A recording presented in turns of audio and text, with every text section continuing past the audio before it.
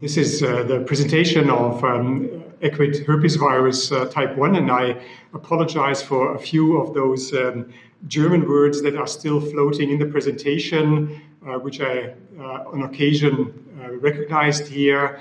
The question I was asked to comment on in this presentation is, can we defeat a uniquely challenging foe? Next slide, please. This will take, of course, a few more years for sure. And we have to realize this always will be a multiple factor approach combining three systems: biosecurity, early or advanced detection of this virus here, combined with vaccination efforts. What we will talk about today will be to understand this better, will be to talk about, first of all, viral characteristics. I will summarize pathogenesis of EHV1. I will discuss what it means to have an open system infection. I think previous speakers have already commented on that, talking about influenza or strangles infection.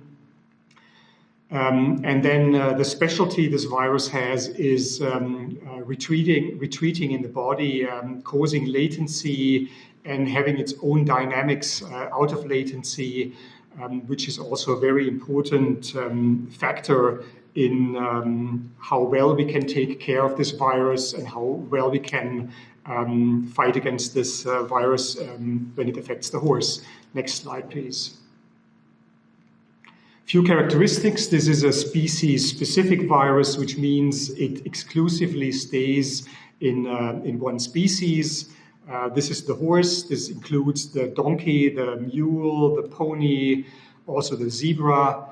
It is a virus that is very well adapted to the host. It has been there for millennia, probably, which means very well adapted and knows its way around. So it knows where to go, it knows how to hide, it knows how to circumvent controls or has alternative entrances into the body. These kind of things I would like to summarize as well adapted to the host. The unique difference to other viruses is, talking about herpes viruses, is that they cause a chronic persistent infection, which is called latency.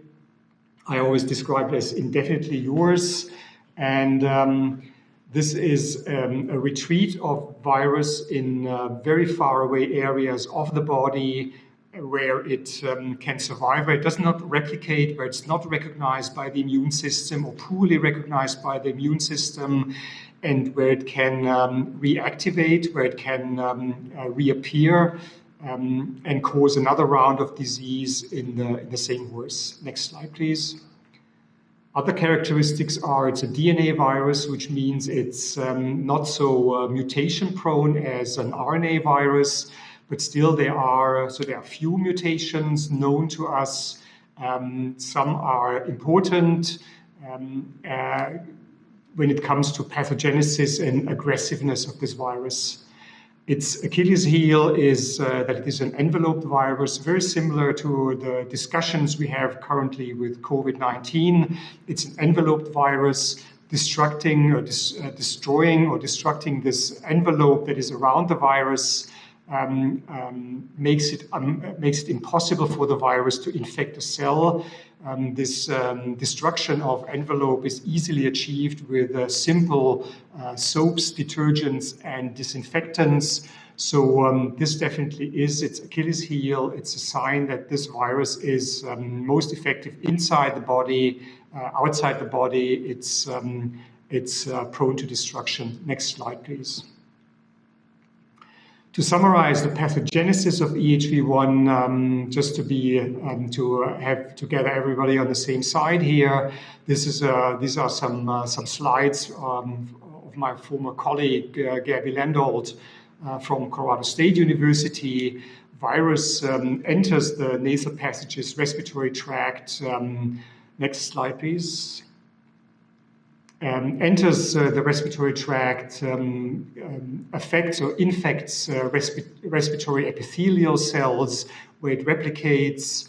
This cell will harbor thousands and thousands of copies of EHV1 after replicative cycle. The cell will be destroyed. It will open to the into the nasal passages, into the respiratory tract, where this horizontal spread of droplets loaded with virus will exit into the environment, where they potentially can infect other horses. This will happen at that time point, but at the same time, virus will also cross the basal membrane, will be entering antigen-presenting cells within which it will be transported to the local lymph nodes, where virus further replicates and spreads between lymphocyte populations there. And then we may have the third part of this pathogenesis, which leads frequently to complications of this disease. Next slide, please. This is viremia.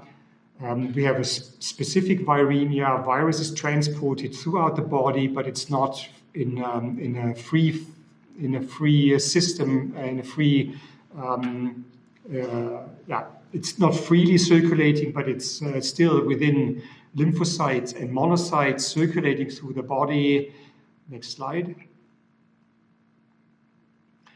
And this is where the complications of neurology, this neurological syndrome, otherwise called Equine Herpes Virus, myeloencephalopathy, can occur, or equine EHV1 abortion can occur. Virus is transported through the bloodstream inside lymphocytes, inside monocytes. It, next please. Makes contact with an endothelial cell, which is the inner lining of a blood vessel, and it, with this contact phase, it is possible that virus jumps over, infects the endothelial cell, leaves the lymphocyte monocyte, goes into the endothelial cell.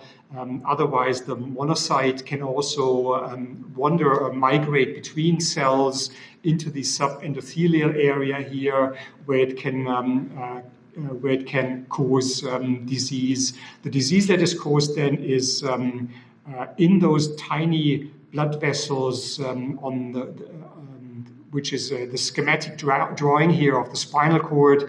This is where these virus-loaded cells attach to endothelial cells, transfer virus into the endothelial cell, and then there's a following response. It's a thrombotic response. There are infarcts that are generated there with a subsequent development of vasculitis, with subsequent development of thrombosis, of an undernourishment of the tissue, ischemia is happening there, and we get these changes here on the spinal cord section at the very right of the slide, bleeding into the tissue and ischemic areas in the tissue.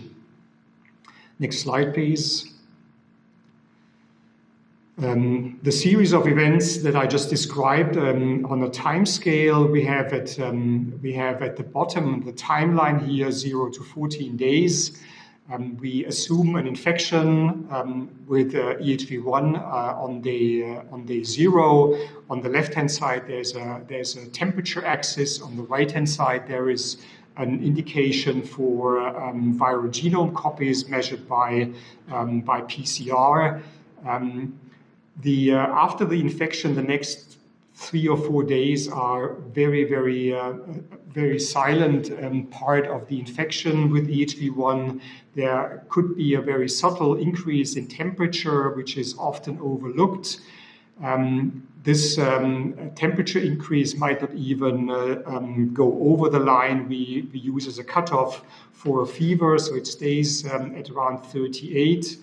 A few days of a break, 1 or 2 days of a normal temperature. Then again, after this early part of the infection, then in a number of horses, we see a dramatic increase in body temperature, up to 40, 41 degrees for several days, usually 3 to 7 days of this temperature increase. This is a clear indicator for us, for me, that there is viremia going on, that virus is transported through the body. Next slide, please.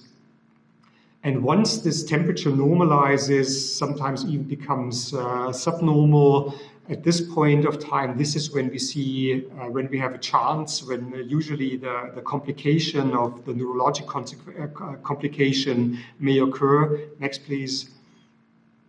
This is exactly the point when these changes in the spinal cord tissue occur, and have in mind that this is a multifocal disease that happens throughout the spinal cord. So we have a summation effect here of our little lesions here throughout the spinal cord, which can cause significant disease to the spinal cord. Next slide, please. The also feared abortion usually is coming at a little bit of a later time point, usually days to weeks after a cessation of viremia, which will lead to loss of the fetus. Next slide, please. And now we have this open system infection. And I would like to talk further about horizontal spread that develops at the same time. With this open system infection, with the replication of virus in the respiratory tract. And I first want to make a statement on the difference actually between two quite well-known groups of diseases. We have on the one side, we have many diseases we will talk about, or others. We'll talk today about these diseases here: influenza, strangles, EHV1, and to a lesser degree EAV. Also, on the other side, we have well-known infections or diseases, tetanus and West Nile virus. And it's always said that, or the question is always asked, why do we have such a good protection with vaccination for those two diseases, tetanus and West Nile, and why do we still have problems with vaccination when it comes to the other agents here on the left side of the slide? For me, the easiest explanation is that there is always a titrated infection when we talk about tetanus or when we talk about West Nile. Imagine there's a little mosquito that stings, there's a few viral particles that are transferred from the mosquito into the horse. And there's also one bacterium or a few bacteria introduced into a wound. They have to sporulate, they have to start producing these toxins that are responsible for the clinical signs of tetanus. And there's a time factor there. This is a channeled infection, almost a titrated infection, very well organized. The immune system, if these horses are vaccinated or primed previously against this disease or for this disease, they will start producing antibodies, and it's antibodies or a mounting immune response in a very organized fashion. There's time to be very, very effective here with these diseases, but that's just on the side. With open system infections, the other thing, we never can predict how much is coming in and how much the immune system actually has to conquer or has to hold. This is the big difference with the other diseases here on the left-hand side. Next slide, please. So there's an unpredictable virus load, and the virus load depends on distance to the source where this virus is coming from, and the duration of exposure. Is this a second? Is this minutes? Is this hours of exposure? And then, of course, how much are there barriers that can hold back this attack of infectious organisms into the system? Next slide, please. Again, this is the slide with the temperature development in the horse after experimental infection on day 0, for example. This slide also shows the variation in nasal shedding, that there are some horses that have a short duration of shedding, a few days, others take longer, 10 to 14 days. There are few exceptions out there, a few horses that shed this organism after infection for actually weeks to come. But to my knowledge, this is an exception. These are rare exceptions throughout outbreaks. But what I want to point out with this slide here is actually that the bulk of viral production and consequently the nasal shedding into the environment here happens in the first 3 to 4 days. Then it tapers off. But this is also the first phase of infection, replication. This is also this inconspicuous phase of this disease, of this infection. We hardly have clinical signs, especially if we look at adult horses that might have seen this disease previously. This is different from adolescent or fall infections or yearling infections.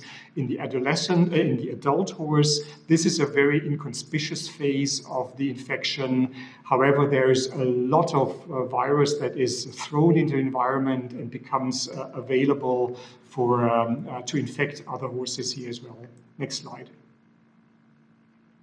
So this is our danger here when we look at outbreaks. This is the silent shedder. This is this horse that does not show clinical signs, obvious clinical signs, but we have to realize that the volume, the largest volume of the viral shedding actually is getting there in the outside environment, and can therefore be being the cause for a stable outbreak. Next slide, please. So it is extremely important to develop senses or to find case X, this first case actually that starts shedding into the environment. This is the key feature of outbreak to mitigate an outbreak, in outbreak prevention here, identifying case X, and ideally, next slide, is to remove this horse swiftly from a stable unit and bring it into quarantine. For that, you need to have proof of shedding, identification of your organism. But in the meantime, if you have proof of the organism, that's when you start to close the stable unit. When you start to depopulate, ideally, next slide, when you start to depopulate this stable unit by creating, and therefore you create distance between horses. And in this case, I would create distance by removing these 3 horses marked with the orange star to this temporary facility. I can only advise stable owners or stable managers to be creative there in setting up temporary housing facilities there. It is very important to remove these horses because they might be the next one in line that will be infected and will reproduce virus here in this unit. If you have the possibility, if you don't have the possibility for temporary housing, you need to create distance between horses by either indeed depopulation, or by creating barriers. Here we talk in a second about that. You need definitely separate personnel for these 3 units if you have them. And the sequence of servicing these 3 units would be the temporary facility first, then stable C, then the quarantine facility with change of clothes in between. This stable unit needs to be monitored for fevers some more removal to a quarantine facility based on testing, of course, and you have to intensify testing here in this barn unit 2. Furthermore, you need separate personnel for stable unit A and B. You need to monitor for fevers in stable A and B, and also induce or initiate testing in those 2 stable units. Next slide, please. The key here is really the early detection of this case X to prevent an outbreak on the facility. And there are 3 little helpers. There is, first of all, there's the history of usually of many of those case X's. It's these horses have usually been somewhere. They have been where horses have mingled at a competition or at training, sometimes also at a vet hospital, and they have maybe picked up virus there where they have been. But they also may upregulate virus during this period of unusual movement or activity. They might also have upregulated virus out of a location of latency there. You need to look out for those subtle clinical signs in these cases. That is the slightest nasal discharge in a horse that has never had nasal discharge before. You need to look for lymph node swelling, which is also subtle. It's a slight lymph node swelling. It's an enlargement. It's a little bit of painfulness, sensitivity to this lymph node. And you may want to look for a temperature increase, which is also maybe unusual for this particular horse as a sum of clinical signs that may tell you this is potentially a case X here. Early detection would be ideal, so PCR, nasal swab, and PCR detection, which takes usually from a few hours, depending how far away you are from a lab and what the logistics may involve, to up to 24 or 48 hours, depending on transportation, shipment. There is, in the near future, we will have a rather rapid stable site detection of various infectious agents that will bring down our diagnostic time to a couple of hours. It will take a few more, probably, hopefully, maybe months to years to develop, but it's already around the corner, and this will really be a very important add-on to further outbreak prevention. Next slide. Further outbreak prevention is distance and or barriers, so either depopulate, create distance between horses, prevent that nose-to-nose contact, barrier precautions to individualize a horse, like in this Facebook picture here, are not very practicable and are not practicable. Next slide, please.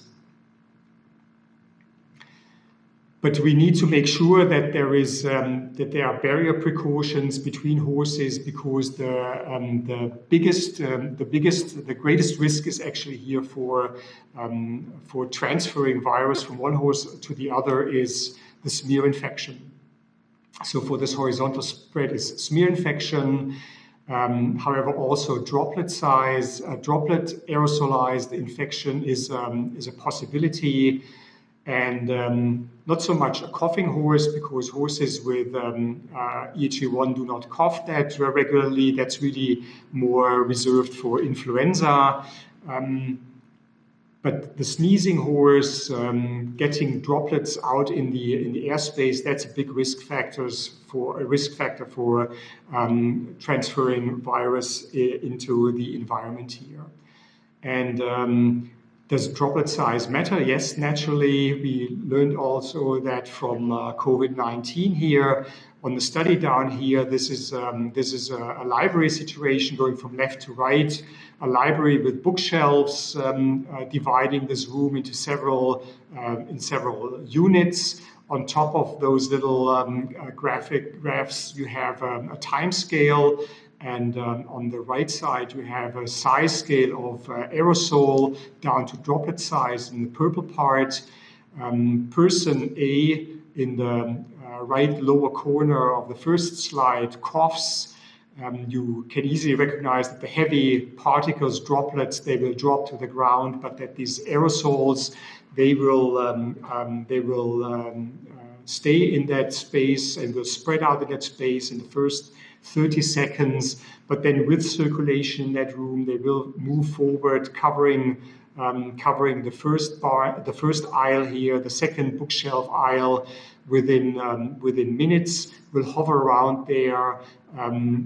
The majority will stay put in the first aisle of bookshelves here. This is the situation of droplet size, but also gives you an idea how these droplets with different sizes can spread through a room, through a closed airspace. Next slide, please.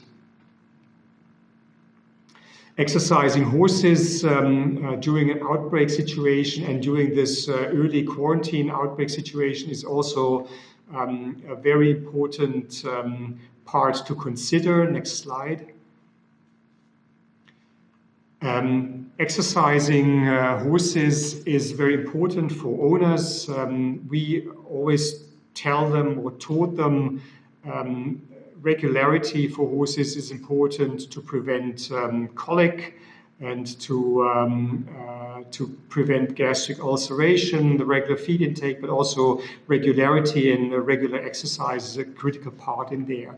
And now we are at the situation where we have barn A and B, which is yet seemingly uninvolved in an outbreak or in a spread of a disease within a unit, and part stable C is involved in that. The most difficult part is always to keep owners and horses happy in a stable A and B under these circumstances. They need to have a plan for exercising their horses. They need a time schedule for when they have to exercise their horses. Always preferred to exercise these horses outdoors and in a timely schedule that the horses of barn A and B are the first ones to be exercised if necessary in an indoor arena, followed by maybe barn C if at all. But also many horse owners of a stable C will also request exercise for their horses. This has to be done in a separate space on the grounds, on the premises, that these horses also get their exercise. Very important, they should not mingle, of course, this is important. The danger is in those subtle clinical signs of maybe yet of already shedding horses that do not show clinical signs yet from stable A and B, that can also drag a cloud of virus with them and may also be there to spread this disease into the following horse that follows their tracks, or that follows the time later going into the same airspace. Next slide, please. This is a slide on virus EH1 survival under different environmental circumstances, mainly indoors and outdoors, on different materials. This is a study we conducted a few years actually ago. It's now in the process of getting published. Same things were actually done now during COVID-19. We put a viral suspension on different materials and in different environments. And what we noticed that depending on what in contact materials this viral suspension came, the infectivity dropped significantly. But what we can also see here quite easily is that the drop was for any suspension was for any material was significant for the first in the first 3 hours. But then, in addition to a further drop, it was necessary. It was more likely that that drop will be more pronounced when the viral suspension is situated outside in an outside environment, where the more rapid deterioration of the suspension there when we were outdoors, when we were in an outdoor environment. Next slide, please. So we're coming back to open system infection. Would like to focus on open system infection and immunity. We already mentioned that there is a challenging part here in that we can't predict how much agent actually is coming in there from the outside environment. Next slide, please. And we have a variation of, we have an amount of immunity that is against, holding against there. However, there's also a great variability. There are natural barriers actually that hold back virus. There is also immunity that plays an important role here. Immunity is divided into the aspecific immunity and specific immunity. Coming back to the barriers, this is mucus production, this is integrity of the mucosal surfaces, and on the other hand, we have mucosal immunity, local or regional immunity that is just responsible for defending this particular part of open system infection. There is great variability in there. This variability depends on the individual horse. Is it a healthy horse, or is it has it some other sickness? What's the nutrition of this horse? So many factors influence how healthy these barriers are, and how also, in addition, how healthy and how efficient immunity is. There is importance to whether there has been previous infection, assuming that there is immunity because of previous infection, or whether there is immunity because of vaccination. And then there is an important factor in there, how much time has passed between this previous infection and the new infection, and or previous vaccination. What time has gone by between vaccination and this second round of infection? Next slide, please. We have immunity here depicted on the y-axis here. We can have little, we can have a lot of immunity here on the y-axis. We have a timeline on the x-axis here at the bottom. We have two general ideas of immunity. We have active components, which is either antibody or it's cytotoxic lymphocytes, killer cells in that regard. And we have, on top of that, we have the organizers, we have memory, and we have memory cells that activate organizing cells to make sure we get our active components getting into gears here. When we assume infection or vaccination at the crossing point between x-axis and y-axis, we will get induction of immunity. And of course, within the closer, next slide, please, the closer we are to that point of vaccination or previous infection, the more, and another round of infection, the closer comes to this point of vaccination. actually there will be quite some immunity being built up in that regional area. There will be antibody in the mucus. There will be actively producing plasma cells that produce antibodies here. There will be these cytotoxic T lymphocytes that can recognize infected cells. They will clear these infected cells from producing more virus here, and there will be a good memory. But we have to make sure we understand that this is not a steady horizontal line of equal immunity going over months until the next vaccination is due, but this is a steady decline over months to come. Next slide, please. So the further we go away from the moment of vaccination, this is when our immunity kind of decreases significantly. We will have less here antibody in the mucus. We will have lower frequency of CTLs. We still have our memory there, which is prepared to organize and orchestrate an immune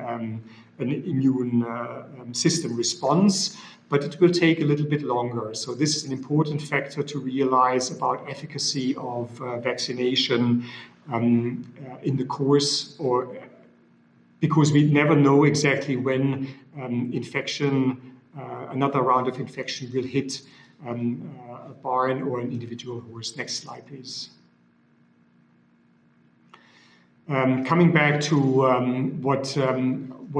what effects are out there for vaccines. These are the results of a vaccination challenge experiment where we challenged vaccinated versus non-vaccinated animals at same numbers, infected with a high dose of EHV1. In this experiment, we had a clear improvement here for the clinical score with these horses. They were looking much better. They were eating better. They were feeling better. This is this clinical score of an odds ratio of 7.3. That among the vaccinated horses here, we had a tremendous reduction in nasal virus shedding in this group of vaccinated horses by a 10 log reduction of viral output there, which means if it's 100,000, for example, in the placebo-treated unvaccinated group, then it was a reduction to 10,000 particles in the vaccinated group. Also, the chance of viremia was decreased in the vaccinated group compared to the placebo group, which is a good sign here, because remember I mentioned at the very beginning, viremia is linked to those complications. So if you don't have viremia, you will not get the complication of myelopathy, so the neurologic form of EHV1, or abortion.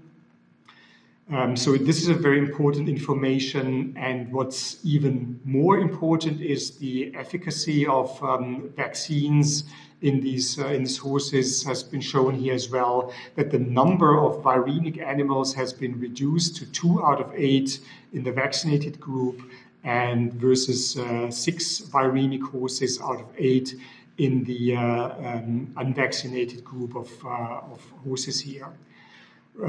This is an experiment that has been done quite close to the last round of vaccination. So we are in a geared up, in a prepared immune system here.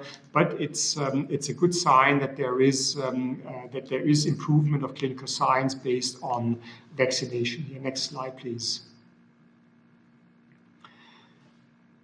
What I just want to make sure again is this combination of infectious dose and immunity. This slide just shows that we have 4 horses with the same status, with the same amount or efficacy of immunity here, depicted in the purple, in the little purple square here. If we increase the infectious dose here in these horses, we definitely will overrun the system, and we will definitely get significant disease the higher this dose will become, and we can overrun immunity. Next slide, please. So it is very important that we combine efforts to reduce an outbreak through several different management issues as well, quarantine management, as well as combined with vaccination. Talking about latency here, we believe that a large proportion of horses actually is already carrier of virus. This is because of a previous infection with virus, leading to latency. This is where virus hides at specific locations in the body of the horse. Because of this previous infection, and under specific factor or specific circumstances, next please, are necessary to provoke recrudescence, this upregulation, this travel of virus back into the respiratory tract. Next slide. To induce this replication in the respiratory tract and shedding virus in the environment. This is so there are specific factors necessary. I do believe that this is also the mechanism behind outbreaks that happen worldwide. And based on that, actually still quite small number of outbreaks worldwide. It's really, it's not hundreds and hundreds or thousands of outbreaks yearly and worldwide. This is a limited number per country, per region, that may be noticed here.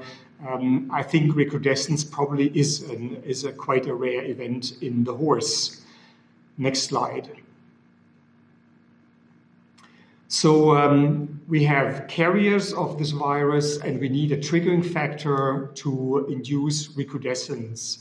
And there is usually horses are at risk to start spreading or to recrudesce virus from this location of latency. And this is typically, these horses have a history of travel, they have unusual travel circumstances, they have above normal exercise, and rarely they may contract this disease from other horses, this virus from other horses, maybe through an abortion or through visit of an already shedding horse at a competition or at a vet hospital.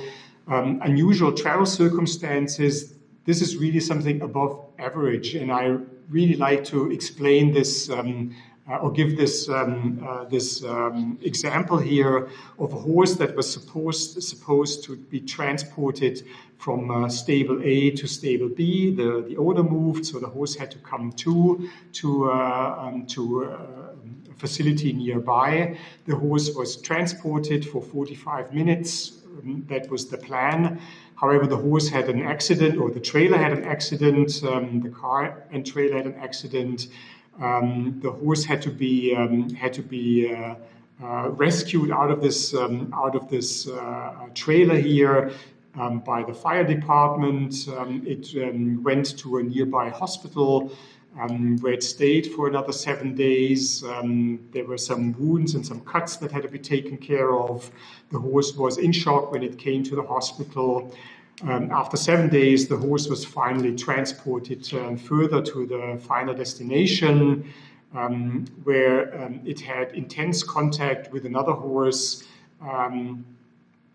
for several days. They were hand-walked together, and that very same horse became the case 1 with neurologic signs in an EHV1 outbreak here, a couple of years ago. So above average travel circumstances are probably necessary to cause an upregulation here out of latency.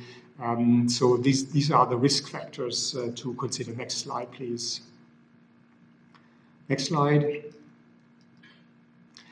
So recrudescence, probably a rare event in horses based on numbers we encounter worldwide when it comes to EHV1. Recrudescence of herpes simplex in humans is much more common. We talk about the cold sores here. We talk about the fever blisters caused by herpes simplex here. They also require a certain activator, a certain event that takes place, and that's why I have some of you may recognize the former Prime Minister of Greece here, Mr. Tsipras. This is a picture taken after lengthy discussions about the euro and about Greece. These were nightly meetings that seemed to never end, and then the next morning there were summaries of what was discussed in the night.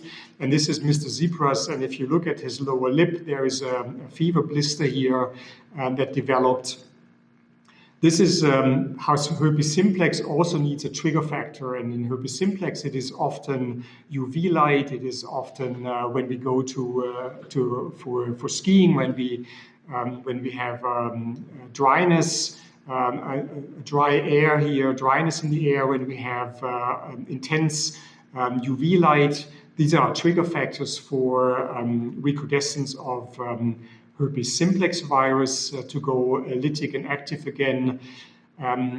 We have probably probably not so much different, but different recrudescence factors in the horse, which make this a more rare event. Luckily, a more rare event. But a key feature would be if we could steer, if we could cement in those this latent virus in its latent location, if we can keep it there and prevent recrudescence, that would be something, an outlook to prevent further outbreaks, to conquer this disease. And there is a little bit light at the end of the tunnel, going back to a different disease in humans.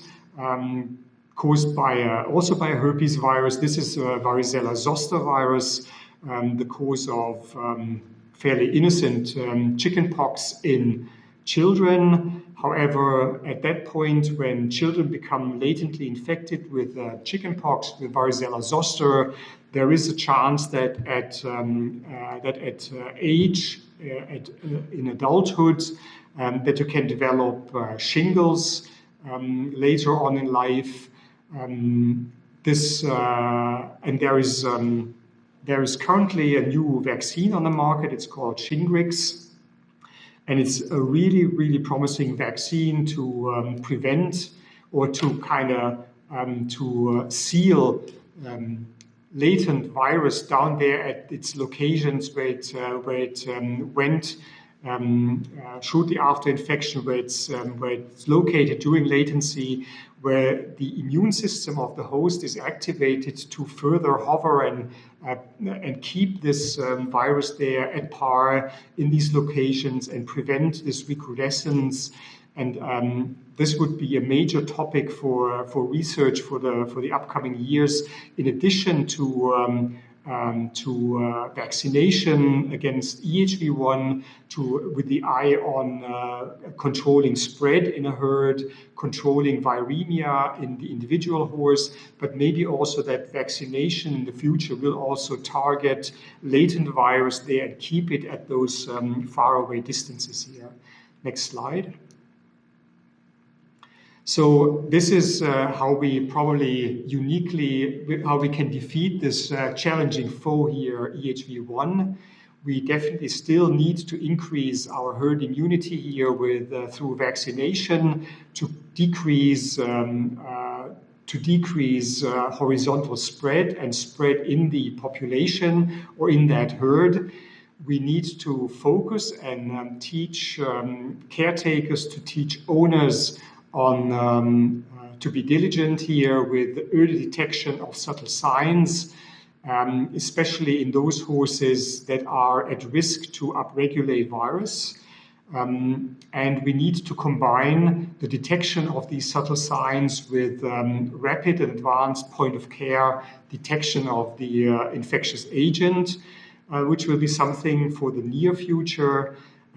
We need to have these equine operations to be fitted with individualized quarantine management SOPs for their situation. What can we do? What can they do to, in a case X, what can they do to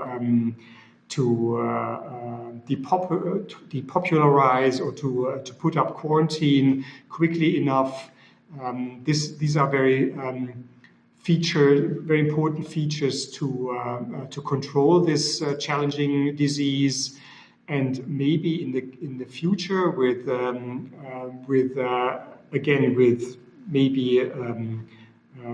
new vaccine development or with upgrade of vaccines here, we can also gain evidence that we can limit recrudescence and that we can decrease the likelihood of recrudescence coming out of these latently infected, this virus that is in latency and hiding in those remote areas in the body, that we can prevent recrudescence from happening through vaccination in the near future. Thank you very much. Next slide, please. This is also my finishing slide here.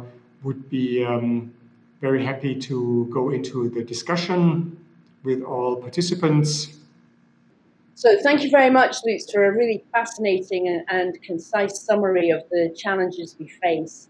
And exciting to hear that there are potentially some new solutions on the horizon.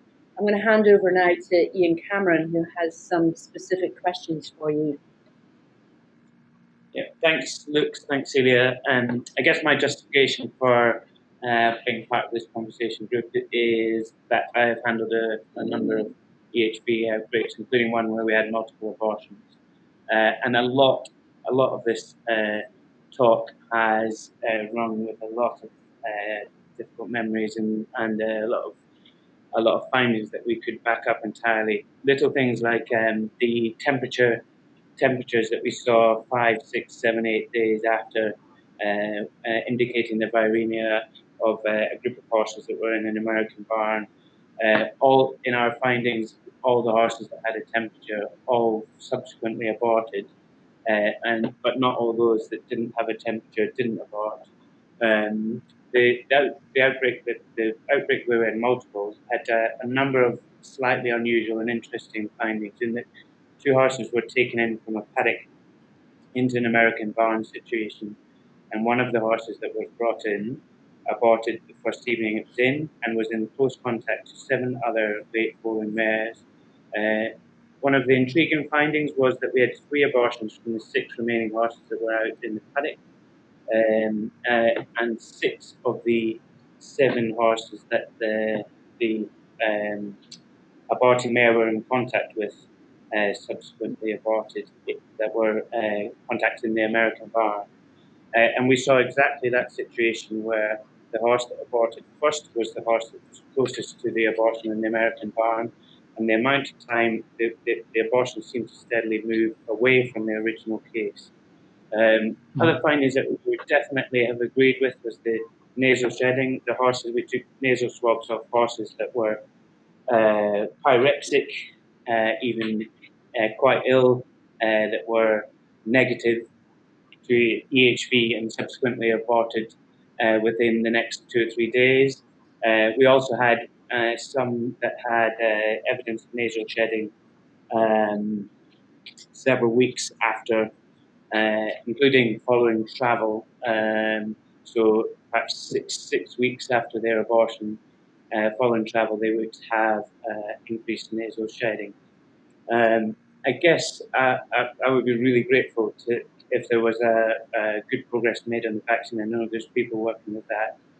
And I looked at all these things. Our problem within our outbreak was the control within the isolated group. Once we'd got our situation isolated, beyond isolated group was very difficult. But would you have any advice on how you manage those within the isolation area following their exposure to the virus? Is there anything you can do at that stage to reduce the clinical signs and in a pregnant mare situation, the number of abortions? Well, I would say it always will be a race against the clock, right? I mean, it's like how much virus is getting into these other horses. The earlier in there to separate and to create distance between these horses and reduce the chance of infection, even at a small with small amounts of virus, the better this will be for the outcome. And we don't know enough, yet whether a horse that is actually, why some horses do develop viremia and others don't, why some horses develop viremia and will abort, and why other horses that become viremic will not abort. So there's a lot to still discover with this disease. But I think the most important part is really to be out there, detect shedding animals as early, as quickly as possible. And I focused here, of course, on nasal secretions and everything. But in the abortion course, I think in the abortion, the fetal fluids are very, very important and are loaded usually with virus as well. Of course, this is vaginal fluids and the area where the fetus actually is deposited and where fluids are around. This is also an area that definitely will be infective for a number of hours to days maybe. And this is, of course, something that needs to be taken into account too. Improvement will be the early detection. Early detection methods. We are looking at the quick point of care detection methods. We're looking at in the near future. Lutz, I was really interested, and it was kind of thought-provoking that you emphasized that recrudescence is a rare event. So here in the UK, we sort of have good years and bad years. And some years, certainly in the last couple of years, I'm thinking 2018, maybe 2016, we seem to have probably neurologic herpes popping up more frequently than others. Do you think that all begins with one horse recrudescing and then what appear to be sort of geographically separate mini outbreaks actually all being connected to the original one? Or are there reasons why you'll get sort of several different recrudescent events kind of related in time? I don't know if the question I'm asking is entirely clear, but do you think essentially it all stems from one and it's spreading around by horse transport, etc.? Or are there kind of environmental triggers which might make it suddenly pop up in several different parts of the country, given that this is not a terribly big country?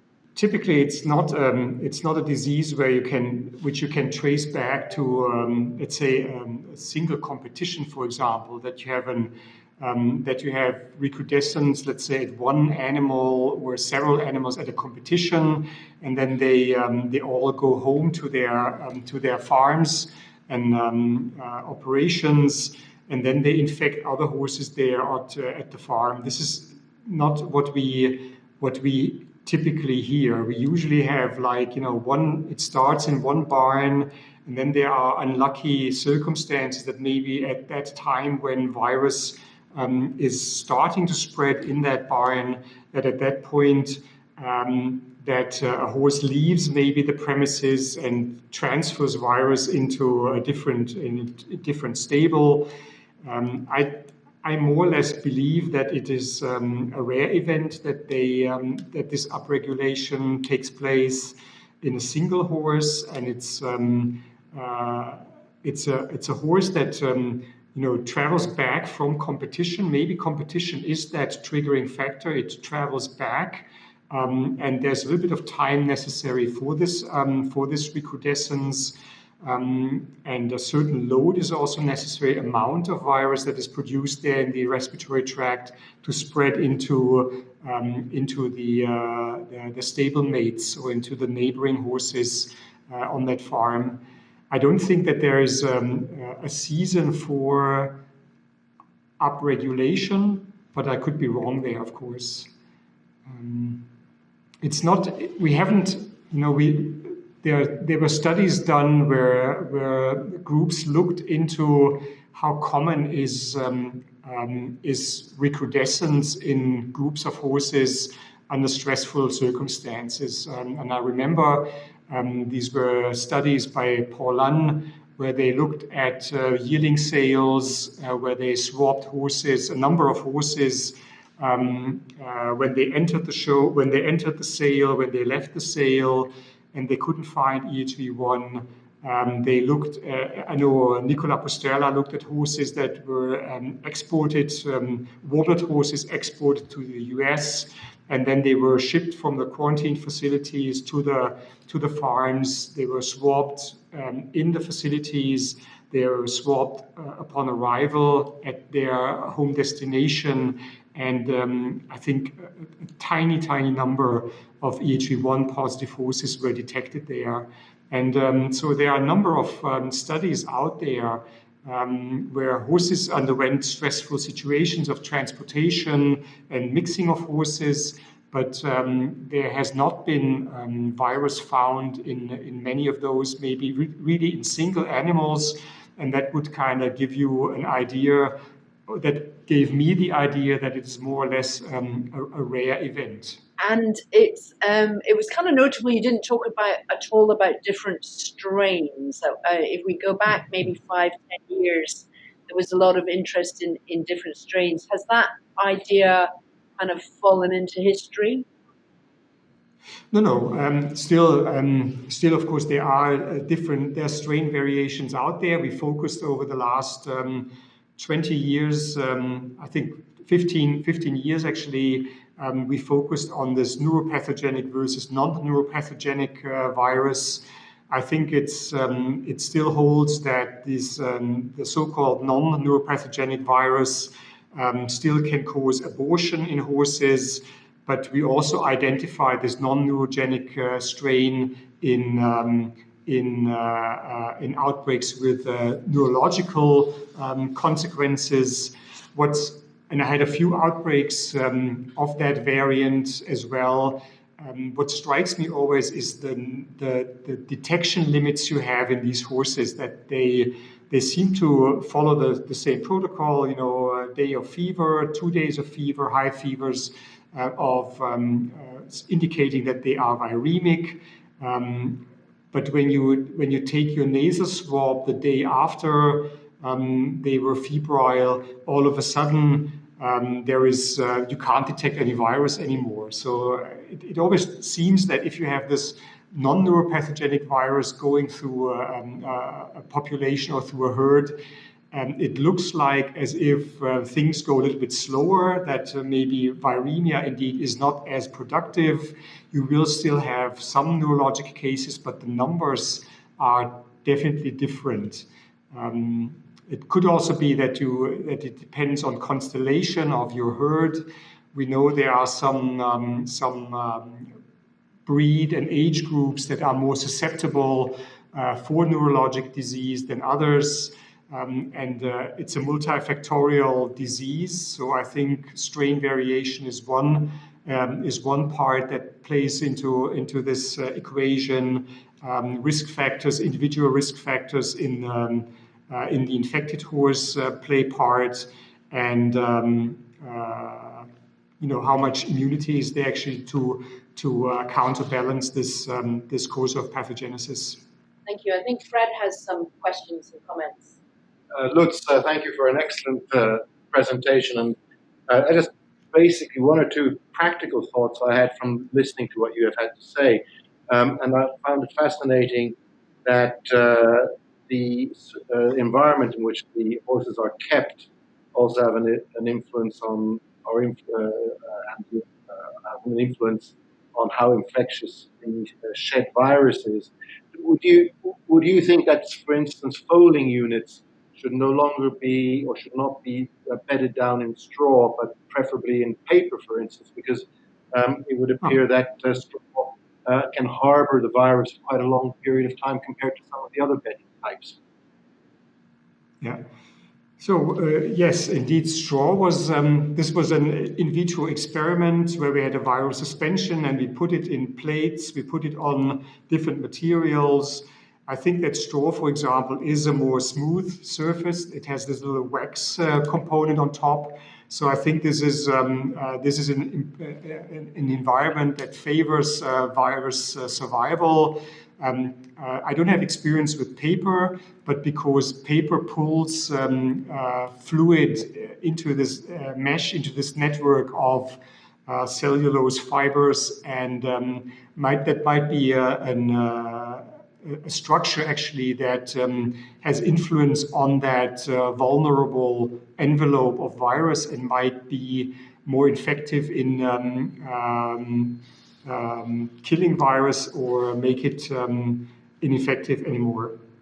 Thank you. It's not usual to put folds into shavings, right? So that's, yeah, but paper might be a same structure. And I think Nick Wingfield-Digby has some questions. Hello, Lutz. Thank you very much for a very clear presentation. I've just one thing, as having been a stud vet all my life and dealt with some of these outbreaks, the consequences have sometimes always depended on how people have reacted in the first hours after discovering the event. And you haven't mentioned very much turning animals out to grass.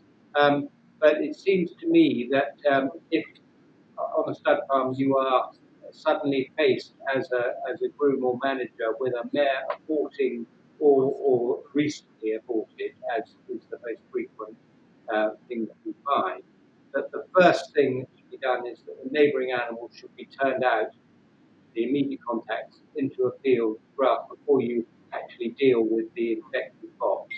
Then the neighbouring horses, and then finally deal with the infected mare and put her into isolation. Have you got any view on how the management of an mare should immediately react?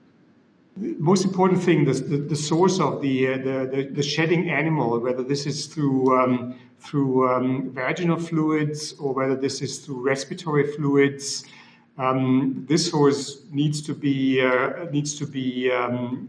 going into a quarantine where it is by itself or together with other shedding animals that already are in the infection or within the infection or have passed or gone through the infection to begin with. I think it's really important to create distance and to depopulate a barn, because you never know how the next horse actually, so you can have a chain of events that lead to further abortions, but you can also have this one horse that becomes infected by sniffing, through respiratory infection, and going through the entire chain of events leading to another abortion, by having contact between the fetal fluids and the vaginal fluids of the mare that aborted. So it's important to to spread out, or you don't spread out, you don't mingle with other horses, but you create distance between horses in an affected barn, and that would be also the strategy in a riding and training operation. But of course, space is always much more limited under these circumstances there. Lutz, I have one more question regarding immunology of with reference to EHV for young stock in particular. I mean, in the last few years, the number of foals yearlings that we initiate EHV1 for courses of vaccination has increased a lot. But is there a mechanism why yearlings in particular don't see, despite being able to pass large numbers of EHV1 and 4 between themselves, is there a reason why the clinical signs of neurological disease seem less common? Is that a fair comment? And what do you think to say? These are, you said that, so they have an EHV1 or 4 infection, right? Or is that? Yeah, so we try very hard to keep young separate from pregnant mares and all that sort of thing. And during our, we can definitely see serological evidence, particularly perhaps of EHV4 rather than EHV1. But occasionally it must be possible to find EHV1 circulating around young stock. And the number of virus particles that you seem to produce is likely to be quite high, but we don't very often see neurological disease in these young stock, despite them being immunologically naive prior to it. How does that work? I think this is the age factor. I think also looking at, I mean, these are older studies actually where we saw less chance of neurologic disease in the younger horses and an increased risk to develop neurologic disease in the older horses. This is also the base for the old horse model for infection. If you want to study neurologic disease, you choose, you prefer female horses. You may, but definitely you want to have older horses, adult horses, to get neurologic disease. We have differences in maybe an increased risk in specific breeds, but we also have an increased risk in the older horse, middle age to older horse, and we have a decreased risk in the young adolescent horse. For sure, this is also something we noticed in experimental infections, where you can standardize the infectious dose quite a bit. You are aware that these horses have not been previously exposed to EHV1, and also in these infections, we see that the number of horses that develop EHM compared to an old horse model with the same amount of virus that is used for infection, that the young group may have a single or maybe like 2 horses with neurologic disease out of 10, while you can have up to 8 out of 10 horses with significant neurologic disease in the old horse model. So there's definitely a risk factor in there that comes with age. And in my opinion, the adolescent horses, young adults, they are at a lesser risk to develop neurologic signs than older horses. You have to be an adult for that. And so why, I can't quite work out from an immunity perspective how that would be, it's just something we can see as a result of our tests, or is it something that we can understand a reason behind it?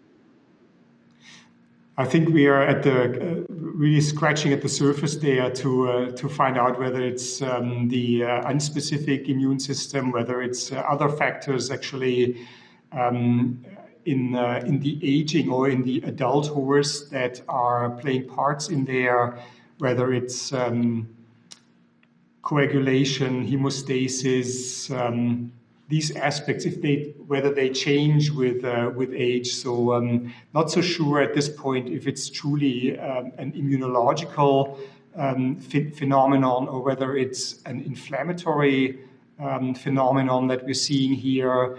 I thought it was pretty interesting also to see that inflammation changes with age. So you get this inflammaging, whether age has different inputs on how things are handled, how things develop from a point of view out of the out of the pathogenesis of this virus. It's probably also a host response we're seeing here. Would not have direct answers from the immune system. Lutz, thank you very much.